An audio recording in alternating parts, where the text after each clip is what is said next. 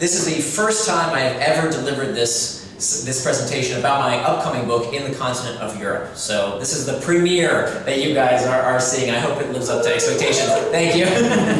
But also, because it's new, it may not be as good. So I hope you'll cut me some slack as well. So we've all seen how distractible we've become over the past several years. We've noticed that if you've ever sat down to read a book and you can't concentrate for very long, or you sit down with some friends and people around the table are using their devices, or you sit down to do the big presentation you're working on and then you start checking email or looking at Slack or Facebook. What is this? Why has this happened? Why have we become so distracted lately? A few years ago I wrote this book, Hooked, How to Build Habit-Forming Products. And I wrote this book for two reasons.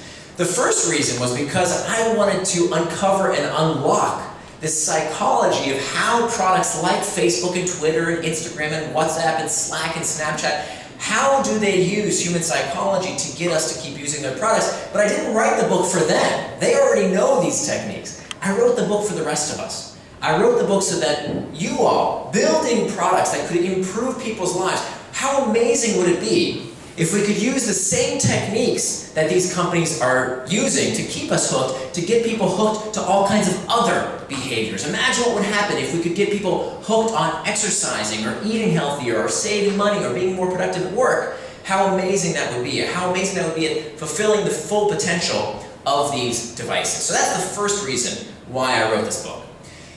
The second reason I wrote Hooked was because I saw that my behavior was being influenced in ways that I didn't always like. I remember I was sitting with my daughter one day. We had some daddy-daughter time together, and we had this book of activities that daddies and daughters could do together.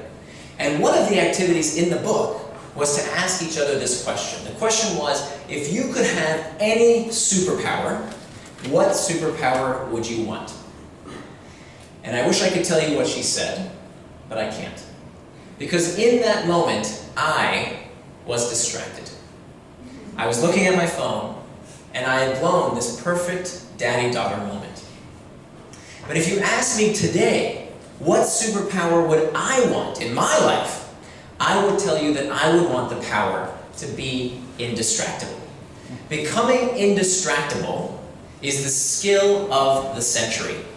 When we think about the workplace, where so many jobs will be automated away in the next several years, the only jobs that will remain and be worth doing are the ones that require the kind of focus and concentration that only come from being able to manage our attention.